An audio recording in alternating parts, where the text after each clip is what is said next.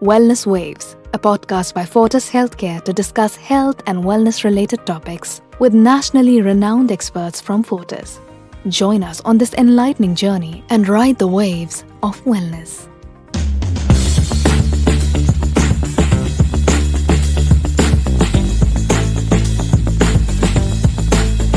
Hello and welcome to this new session. I am Jenifer Choudhary from Vaidam Health, a leading medical assistance platform. We keep bringing various health topics with senior specialists, and today's topic is heart valve replacement through TAVI, Transcatheter Aortic Valve Replacement. So whenever there's a heart surgery, patient and families are much more concerned who will be the right surgeon, how the procedure gonna take place, care, recovery, and are there any alternative to open heart surgery? Well, medical technology has made things better and comfortable for patients. TAVI has been a game changer in case of aortic valve replacement cases. Well, today we have a great opportunity to discuss this with finest interventional cardiologist, Dr. Manjinder Singh Sandhu, Principal Director and HOD, Fortis Memorial Research Institute, Gurugram. So welcome to the session. So today we'll be discussing about TAVI.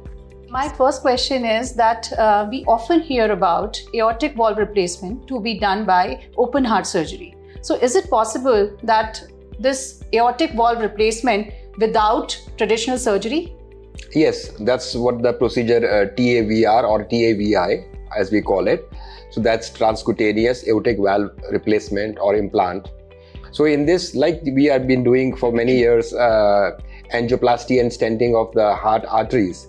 So similarly, we have now valves which can be delivered through the catheter from your groin neck, and it just goes in non-surgically, and we implant the valve at the place of the diseased valve. So how much is the difference between this TAVI and open heart surgery procedure time, post-surgery care and pain, and what are the benefits of TAVI? Historically, TAVI was developed for patients who were poor surgical candidates, because this is a disease, aortic stenosis, in which the aortic valve becomes narrowed, is a disease of the elderly. At that age, a lot of people have other comorbid conditions which preclude safe surgery. So that's how the TAVI was actually developed. So the procedure time in a conventional surgery, valve surgery, is around 3 to 4 hours, while it takes an hour to do the TAVR procedure. That's under general anesthesia. This is under local. Local anesthesia? Yeah, local anesthesia. Okay. Or mild sedation. And then we can discharge the patient the next day. He's back to his normal lifestyle immediately. And while in open heart surgery, like there will be a hospital stay of around 7 to 8 days, and probably a month and a half recovery time. Is there any age barrier for this TAVI and open heart surgery cases? Like how we decided that this particular case is okay for TAVI and this case cannot go for open heart surgery, or vice versa? That's a very good question, because there's a lot of misuse also in the procedures. Definitely, anybody above 80 should have TAVR, not surgery.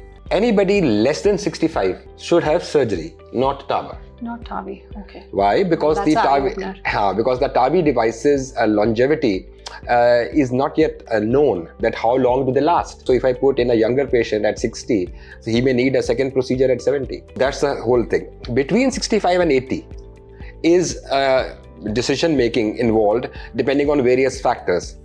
How much is the valve calcified? What is the technical, angle of the aorta? So between 65 and 80, we decide whether a patient should undergo a TAVR or an open heart surgery, depending on other factors. Has there been any instance that you have done a case, a TAVI, on a younger patient where it was required, and was it done like that? Because no. So because younger patients we will never touch and do a TAVI right away. Okay. Unless we have data 5-6 years down the line that the newer TAVI valves have a lifespan of around 15 plus years or 20 years, then we can start doing it at a younger age group. A lot of patients have come maybe at 55, 58 who have asked that they want a TAVI. But I convince them that that's not the right thing. So for a patient who is between above 50 and less than 65, we can tell him that you can go a surgery with a biological valve. There will be no need for blood thinners. as opposed to a mechanical valve. And number two, when this valve degenerates, it's very easy for us to do a TAVR in a patient who has had a biological valve earlier. So then we can do a TAVR. Okay. Because then he'll come into the surgery, and then in case if it is required later 10-15 years later, we can do TAVR. So let's say a 55-year-old person comes. I can put him on a surgical biological valve. Right. Let's say 67, 68, he has degeneration of the valve. Then we do a TAVR. And then that's done. So what are the symptoms you see in such cases where the valve replacement is required? So typically aortic stenosis patients have three cardinal symptoms. One is chest pain, angina.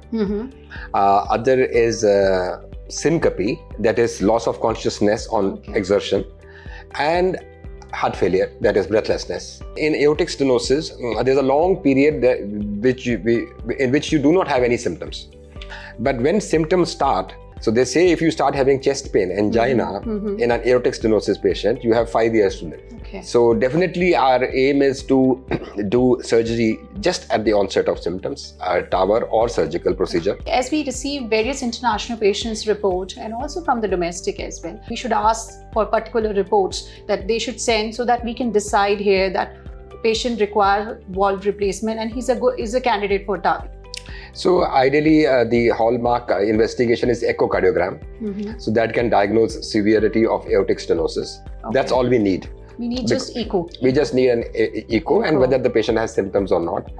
And there are other tests which need to be done, but that can only be done in tertiary centers, like a TAVI protocol CT angiography. Okay. So which is a specialized software required in which we take the measurements of the valve, the height of the coronary arteries from the valve, because all these are into consideration which kind of valve can be used and is the patient suitable for TAVI or not. Especially ladies may have groin arteries which are less than 6 millimeters. Then it's a challenge. Then we cannot do that procedure from there. So what should patient do if they find the recurrence of the symptoms like chest pain and the shortness of breath, dizziness after the procedure? So that means we have to evaluate, first of all, how's the valve status, whatever procedure he has undergone, TAVR or surgical replacement. What is the functioning of the valve, the prosthetic valve which we have put? Has the valve undergone degeneration? Sometimes it can happen very quickly. And or sometimes there could be leakage from the side of the valve. We call paravalvular leakage. That can be causing the symptoms. And again, in such cases, patient has to send, because patient has already gone to his home, the country or No, he has to come, because from remote, only you can do only that much. So ideally, there is no alternative to having the patient sit in front of you. They can send echo, no. They can send the echo, but that will just sort out one aspect of the thing. And echocardiography also needs to be done by experienced people in such procedures. Absolutely. Not the routine echocardiograms which are being done. So it's better for the patient, if he has recurrence of symptoms, to come for full evaluation. So we can check whether it's the valve problem or is it some other problem which has started coincidentally. So generally we talk about the success rate of TAVI cases. What, in your experience, how has been the success rate for TAVI? I mean, touch wood, all the cases that we have done have been successful. So our success rate is 100%. But then, yes, sometimes things do happen. So I would say the success rate of TAVI is very good. It's around 95% plus is the success rate. After TAVI, is it possible for a patient to undergo an MRI scan? Because generally yes. He can undergo MRI scan. Okay, so because these are usually cobalt chromium devices, not actually iron or metal. And what activities should patient refrain after TAVI, and they should avoid doing after TAVI? That is one thing. And regarding lifestyle related, so there's no restrictions on after the TAVI procedure has been done, because you have got a normally functioning aortic valve now. So there's no restrictions as such on what activity you can do. Any lifestyle change you suggest? Of course, like for heart patient, a healthy diet. And I mean, see, because most of these patients have coincidentally high blood pressure, sugar. So obviously the restrictions for that, for high cholesterol, will apply for them also, but not specifically for TAVR. So what are the most common misconceptions about TAVI? Well, the most commonest misconception about patients is that everybody knows about stenting of the heart. that you come in, you get stent done, next day you are discharged. So they think that this is also similar. But while they should understand that there is a significant amount of pre-procedure workup involved in the TAVI. It's not like you come today, show me an angiography and say, sir, mera stent karna hai, and next day we do the stent and you are out the next day. But here we need to evaluate you significantly before the procedure. The patients expect that it is much more easier because it is being done like this than surgery, but they forget that there is an equal amount of precautions and workup needed. So as you talked for the stay, how much stay is required for international patient if he's coming, because he has to plan his trip for TAVI? So ideally he should have a 2 weeks stay planned. So he comes in 2 or 3 days, 4 days we can do the pre-procedure workup. Okay. Then do the procedure. 2 days later we discharge him, then do a follow-up after a week, and then he goes home. And similar for the domestic patients, like similar who are for the coming from domestic different patients. states. Similar for the domestic patients. They should have a time frame of at least 2 weeks for the whole thing. So do we have any instance or case where patient was advised for open heart surgery, but then he underwent TAVI as per the suggestion by you? We had a patient who was extremely overweight.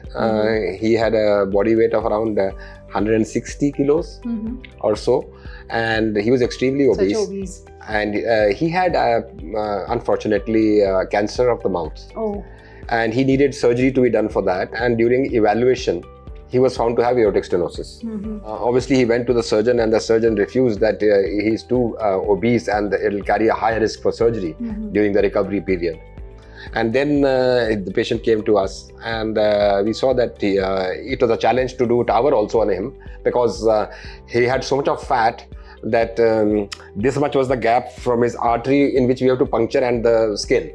So that was also a challenge, but we managed to do the TAVR in him with very good result, and he was discharged the next day. And he, after 15-20 days, he underwent surgery for his mouth cancer, and he's doing fine. Between TAVI and open heart surgery, everything looks fine, like as you have told the comparison between both of the surgeries and the benefits of TAVI. But how we should address the cost part of TAVI, because the cost is high of TAVI. So yes, see, any new technology which when it's introduced, the costs are prohibitive. But then over time, the prices come down. And already we have 2 of the valves which are being manufactured in India, and their prices are almost 40% lesser than the imported ones. Currently, we can do with the Indian valves the whole procedure in 15 lakhs. And while with the top of the line imported valves, it's around 26, 27. And like you said, the technology, as it's a new technology, so that's the reason the cost is high. But I hope the insurance that covers such TAVI procedure. Yes, they do. They do. Provided people have insurance coverage which is of that amount. So actually a lot of people have been having very small insurance coverages of 5 lakhs, 3 lakhs, which is I think so ridiculous, because in today's day and age one should have an insurance of at least 50 lakhs to a crore. Because and the premium does not differ that much. That's important insight so from a doctor. Yes, that you should have a wide range of the premium health insurance. I would say makes in a total difference of for a younger person of 10,000 a year. It will be almost you get a coverage to 1 crore, the difference of premium. Right. Thank you, sir, for wonderful insights about TAVI. I'm sure many of the patients would get benefit out of this discussion. Staying informed and getting right care can make all the difference for you and your loved ones. In case if you have any question, please do write to us. We shall try our best to assist you. Stay tuned with Vaidam and Fortis for more such informative sessions. Thank you very much.